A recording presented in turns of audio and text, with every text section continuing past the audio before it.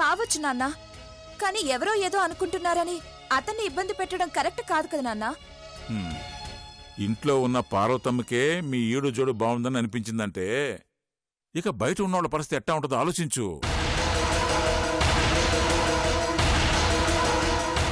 ఇదిగో మన పొలంలో పనిచేసే మన సాంబయ్య మన ఇంటికి వచ్చినాడు. శ్రీరామన్ చూసి మీ బావ అనుకున్నాడు. మీరిద్దరు చనువుగా ఉండడం చూసి పప్పను ఎప్పుడు పెడుతుండావా అని అడిగినాడు.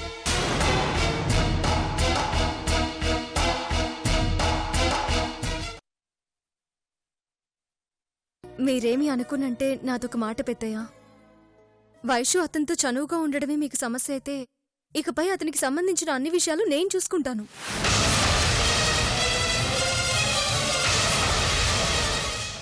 అమ్మా జానకి, నిండు గర్భవతివి, నీ పనులు నువ్వే చేసుకోలేవు, ఇక అతనికెలా చేయగలవమ్మా?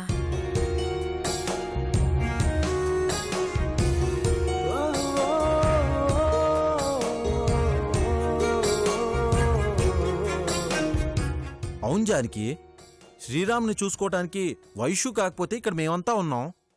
ఇక్కడ సమస్య అది కాదు, శ్రీరామ్ ఇంట్లో ఉండటమే సమస్య.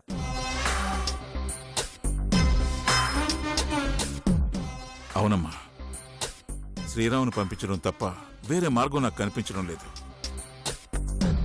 పైగా దీని గురించి పదే పదే మాట్లాడుతూ ఉంటే నాకు మనసుకు కూడా బాధగా ఉండదు.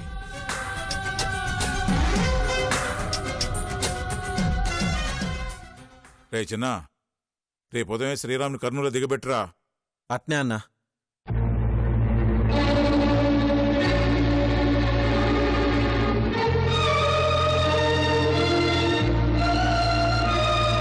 ఒక హృదయము పలికిన సరిగమ స్వరము ఇది,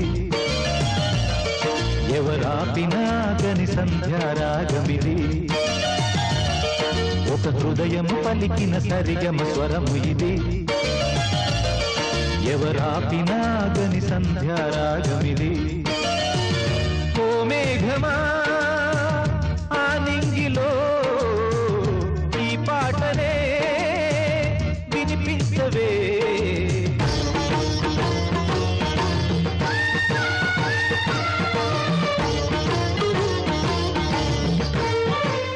ఇంత జరిగాక నువ్వు మా మధ్యలోనే ఉంటే ఇబ్బంది పడతావని నిన్ను మా కర్నూలు గెస్ట్ హౌస్లో ఉంచుదామనుకుంటా ఉన్నాను.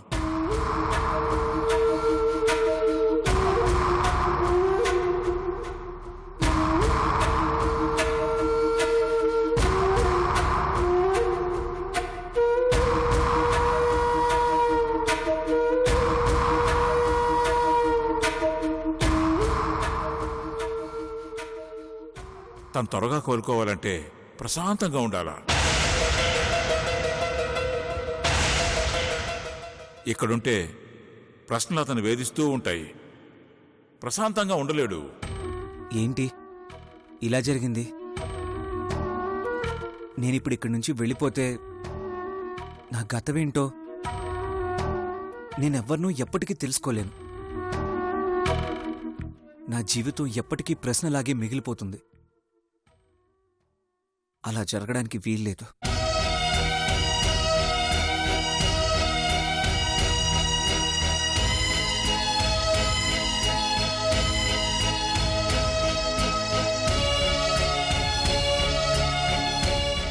నేనెవరో అంజి నోట చెప్పించేంతవరకు ఈ ఇంట్లోంచి వెళ్ళకూడదు.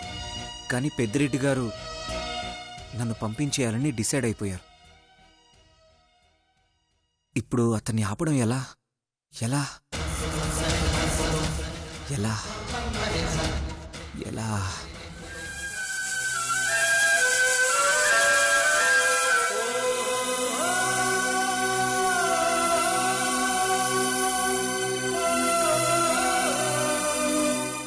ఏం లేదమ్మా, ఆ అబ్బాయి ఇంట్లో ఉంటే చూసిన ప్రతి వాళ్ళు అతనికి వైష్ణవికి పెళ్లి చేస్తామని అపార్థం చేసుకుంటా ఉన్నారు.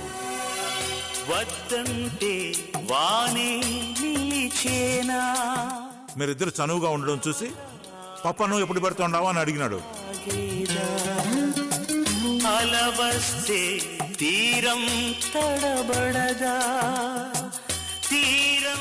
నాకెందుకో శ్రీరామ్ బయట ఉంటేనే మంచిదనిపిస్తా ఉండదు.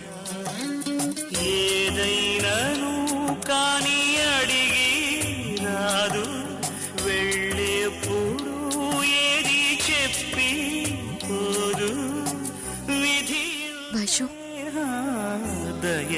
లేదు. ఏంటక్కా ఇది? ఎవరో ఏదో అనుకుంటారని మా ప్రాణాలు కాపాడిన శ్రీరామ్ పరిస్థితి తెలిసి కూడా బయటికి పంపేస్తారా? మాట్లాడేవాళ్ళు ఎప్పుడు ఏదో ఒకటి మాట్లాడుతూనే ఉంటారు. వాళ్ళని దృష్టిలో పెట్టుకొని మనం నిర్ణయాలు తీసుకుంటే ఎలా? నాన్న తీసుకున్న నిర్ణయం నాకేం నచ్చలేదక్కా. శ్రీరామ్ ఇంట్లో ఉండడం, నలుగురు నాలుగు రకాలుగా అనుకోవడం నీ జీవితం మీద ఎలాంటి ప్రభావం చూపుతుందో అన్న భయంతో పెద్దయ్య అలాంటి నిర్ణయం తీసుకున్నారే తప్ప శ్రీరామ్ మీద బాధ్యత లేక కాదు వైషు. కానీ ఇప్పుడు శ్రీరామ్ ఇంట్లోంచి వెళ్ళిపోతే ఇక జన్మలో అతన్ని నేను కలుసుకోలేను. జీవితం పంచుకోవాలనుకుంటున్న వాణ్ణి ఇక జీవితంలో చూడలేనంటే చాలా బాధగా ఉందక్కా. బాధపడకు వైషు. నీకు శ్రీరామ్తో రాసిపెట్టుంటే ఎన్ని అడ్డంకులైనా మిమ్మల్ని అడ్డుకోలేవు. నువ్వు శ్రీరామ్ని ఎంత సిన్సియర్గా ప్రేమిస్తున్నావో నాకు తెలుసు. అతని మనసులో కూడా నువ్వుంటే ఎప్పటికైనా మీరు ఖచ్చితంగా ఒకటే తీరుతారు. కానీ శ్రీరామ్ నన్ను ప్రేమిస్తున్నాడనేది నాకు తెలియకపోతే నేనెలా ధైర్యంగా ఉండగలనక్కా? పైగా బావ అమెరికా నుండి రాగానే నాన్న నా పెళ్లి చేసేస్తానంటున్నాడు. ఇప్పుడు శ్రీరామ్ ఇంట్లోంచి వెళ్ళిపోతే తన మనసులో ఏముందో తెలుసుకోవడం అసాధ్యమక్కా. ఇదే నా ఆఖరి అవకాశం. ఏం చెయ్యాలో తోచట్లేదు. వైషు, నువ్వు కంగారు పడుకో. ఖచ్చితంగా ఏదో ఒక పరిష్కారం దొరుకుతుంది. నేను చూసుకుంటాను కదా. నువ్వు ధైర్యంగా ఉండు.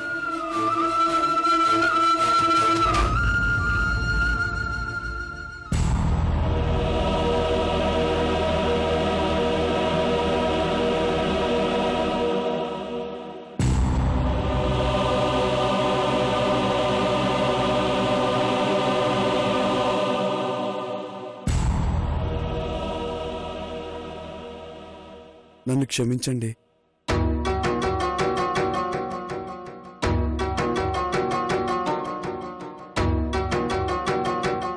దేనికి?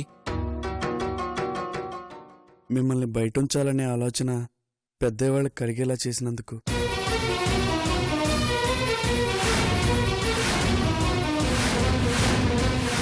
అవునండి, నేనేదో పొరపాటు పడి మీలో లేనిపోని ఆలోచనలు రేకెత్తించాను. అవి మనసులో పెట్టుకొని మీరింట్లో మనశ్శాంతిగా ఉండలేకపోతున్నారు. నిజంగా మీకు ఈ కష్టం కలిగించినందుకు ఈ ఇంట్లోంచి నేనే వెళ్ళిపోవాలి. కానీ ఆ పరిస్థితిలో నేను లేను. నా మీద కొన్ని బాధ్యతలున్నాయి. అవి తీరే వరకు నేను ఇక్కడి నుంచి కదలలేను. దయచేసి నన్ను అర్థం చేసుకోండి.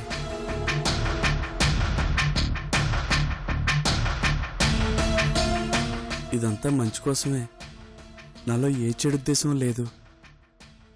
తప్పు జరిగింది నా వల్లే అయినా తప్పనిసరి పరిస్థితుల్లో మిమ్మల్ని బయటికి పంపించే ప్రయత్నం చేస్తున్నాను.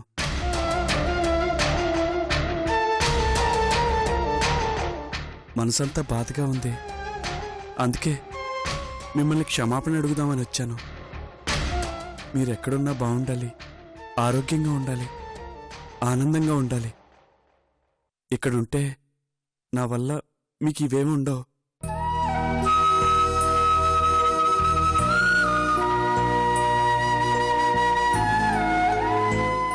అందుకే వాళ్ళకి లేని ఆలోచనలు కలెక్ట్ చేసి మిమ్మల్ని ఇంట్లోంచి బయటికి పంపించేలా చేశాను.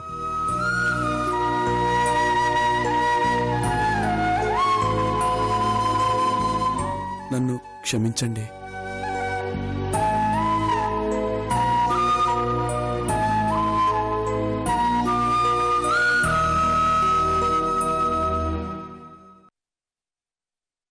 ఇతన్ని ఎలా అర్థం చేసుకోవాలి? ఒకవైపు నన్ను ఇబ్బంది పెడుతున్నాడు, ఇంకోవైపు అతనే బాధపడుతున్నాడు. నా మంచి గురించి ఆలోచిస్తున్నాడు, నన్నే దూరంగా ఉంచాలని ప్రయత్నిస్తున్నాడు. నాతో అతనికి ఏ సంబంధం లేకపోయినా నా గురించి ఎందుకు బాధపడతాడు? నా వల్ల అతనికి ఏ ఇబ్బంది లేకపోతే ఎందుకు నన్ను ఇక్కడి నుంచి పంపించాలని చూస్తున్నాడు?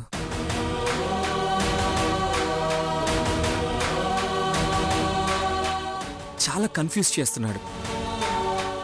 చాలా తెలివిగా ఆలోచించి నన్ను బయటికి పంపించడానికి పెద్దిరెడ్డి గారిని ఒప్పించాడు. ఇప్పుడు నేను అతనికన్నా తెలివిగా ఆలోచించి ఇంట్లోనే ఉండిపోవడానికి ప్లాన్ చేయాలి. ఎలా? ఏం చేస్తే నేను ఇక్కడ ఉండగలను?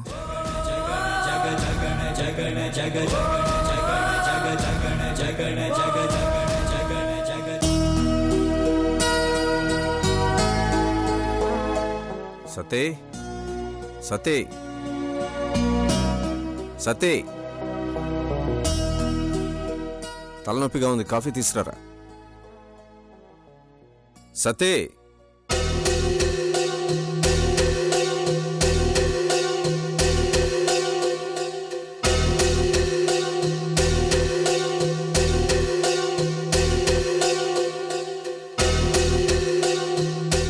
సతే,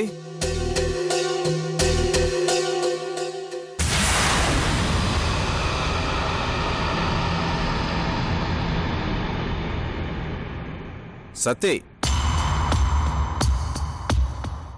ఎక్కడికి వెళ్ళాడు?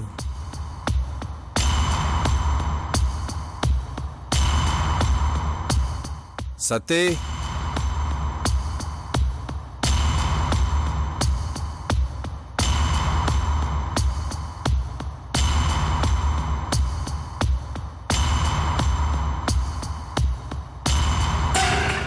చెప్పు సుబ్బు. రేయ్, ఎక్కడున్నావురా? నీకోసం ఇల్లంతా వెతుకుతున్నాను. సునంద్ ఇంటి దగ్గర ఉన్నాను సుబ్బు.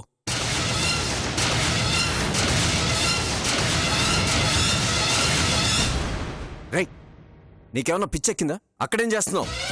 అసలు ఈ ఇంట్లో ఏం జరుగుతుందో తెలుసుకోవాలని వచ్చాను సుబ్బు. రేయ్, ఆ సునంద చూస్తే రిస్క్ రా. వైదేహిని నీతో కలపడానికి ఎంత రిస్క్ అయినా చేస్తాను సుబ్బు. పిచ్చి పిచ్చిగా మాట్లాడకంతే. ముందు అక్కడి నుంచి బయలుదేరు. లేదు సుబ్బు, వైదేహి ఇంట్లో ఉందా లేదా అన్న విషయం తెలిసేంత వరకు నేను ఇక్కడి నుంచి కదలను. రేయ్ సత్తే, ఆ విషయం తెలుసుకోవడానికి ఇంకో మార్గం ఆలోచిద్దాం. ముందు అక్కడి నుంచి బయలుదేరరా. ఇంతకు మించిన మార్గం లేదు సుబ్బు. ఎందుకు చెప్తున్నానో అర్థం చేసుకోరా. నా మాట విను. నువ్వు నన్ను అర్థం చేసుకో సుబ్బు. ఆ సునంద నన్నేం చేయలేదు సుబ్బు. వైదేహి ఇంట్లో ఉందా లేదా తెలుసుకునేంత వరకు నేను అక్కడికి రాను సుబ్బు. నువ్వు కంగారు పడకు సుబ్బు. బాయ్. రై రై సత్తే సత్తే, ఛ!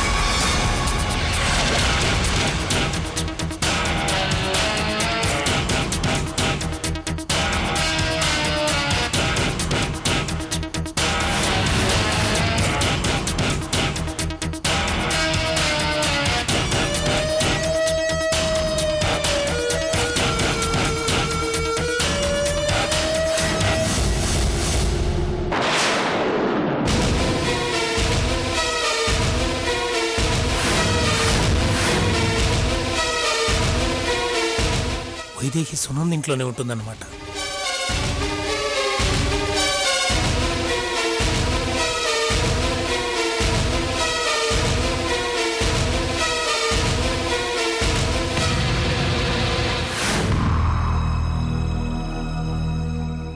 వైదేహిని ఇంట్లోనే పెట్టుకుని ఈ సునంద నాటకాలు ఆడుతుందన్నమాట.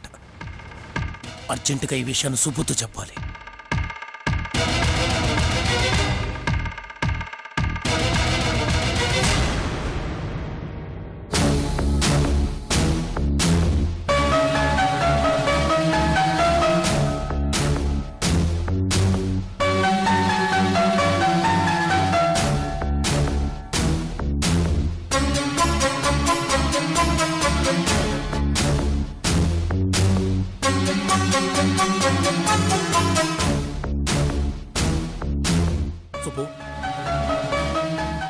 సతీ,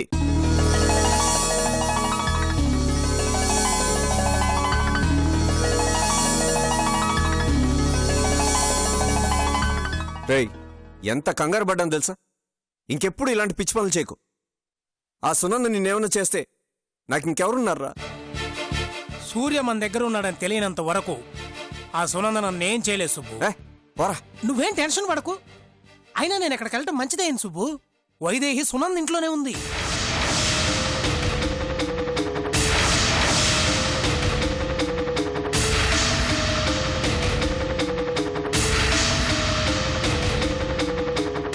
వైదేహి సునంద చాలా క్లోజ్గా ఉన్నారు.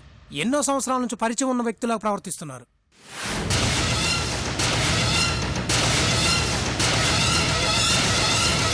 ఆ రోజు నీతో ఛాలెంజ్ చేసిన తర్వాత ఏవో మాయమాటలు చెప్పి వైదేహిని తీసుకొచ్చి ఇంట్లో పెట్టినట్టు సుబ్బు.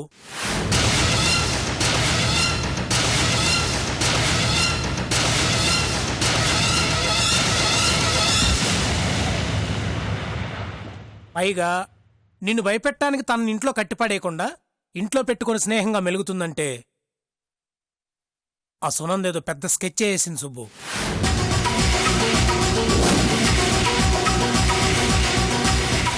నేను వెళ్లే దారి నిన్ను నా కాళ్ల దగ్గరికి చేర్చే దారవుతుంది. ఏ వైదేహి అయితే నువ్వు బలమని నమ్ముతున్నావో ఆ వైదేహినే నీ బలహీనతని చేస్తాను. నువ్వు తన కంటపడితే ప్రేమతో వచ్చి వాటేసుకుంటుంది అని అనుకుంటున్నావేమో. నువ్వు తన కంటపడినా తను నిన్ను అసహ్యించుకునే స్థితికి తీసుకొస్తా.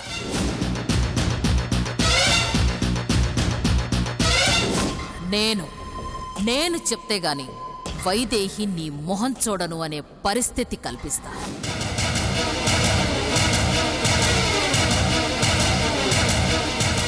రేయ్, ఆ రోజు వైదేహి నాకు ఎదురుపడినా కూడా నన్ను అసహించుకునేలా చేస్తానని ఛాలెంజ్ చేసింది కదా సునంద. అలా చేయడానికే ఏదో ప్లాన్ చేసిందిరా సునంద.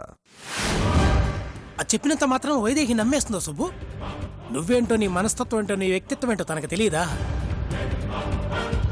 అసలు నేను బతుకున్నట్టే తనకు తెలియదు కదరా. అది నిజమే సుబ్బు. అవును సుబ్బు, ఇప్పుడు సునంద ఇంట్లోనే వైదేహి ఉందని తెలిసింది కదా, డైరెక్ట్గా వెళ్ళి తన్నే కలిస్తే? కలవడానికి ముందు నేనింకా వైదేహి మనసులో ఉన్నానో లేదో తెలుసుకోవాలి. తర్వాత ఆ సునంద ఎలాంటి నక్క వేషాలు వేయకుండా జాగ్రత్త పడాలి. అంటే దాని ప్లాన్స్ అన్నీ మనం ఓ కంట కనిపెడుతూ ఉండాలి. సూర్య ఎక్కడ ఉన్నాడో కూడా మనం తెలుసుకోవాలి.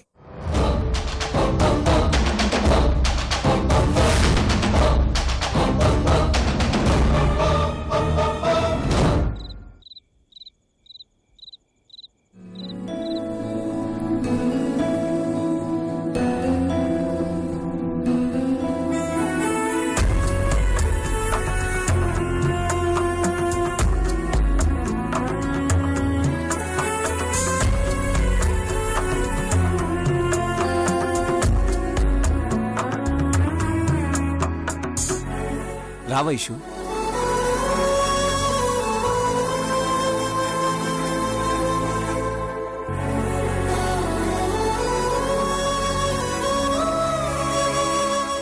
ఏం చేస్తున్నావు శ్రీరామ్? ఊరికే అలా కూర్చున్నాను. ఏం తోచడం లేదు. నాకు ఏం తోచట్లేదు. అందుకే నీతో కొంచెం సేపు మాట్లాడదామని వచ్చాను.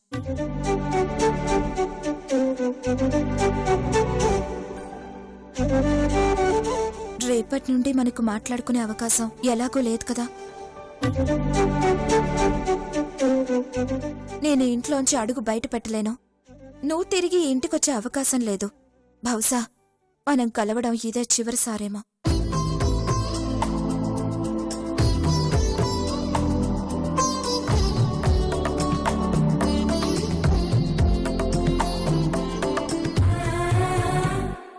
నాకు నువ్వు వెళ్ళిపోతున్నావని తలుచుకుంటేనే మనసంతా ఏదోలా ఉంది శ్రీరామ్.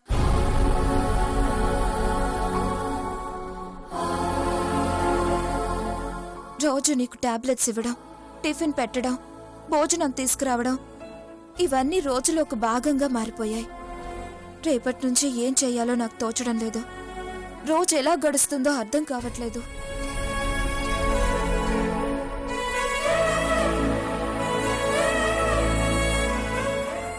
నేను నిన్ను చాలా మిస్ అవుతున్నానేమో. నాకు కూడా చాలా బాధగా ఉంది వైషు.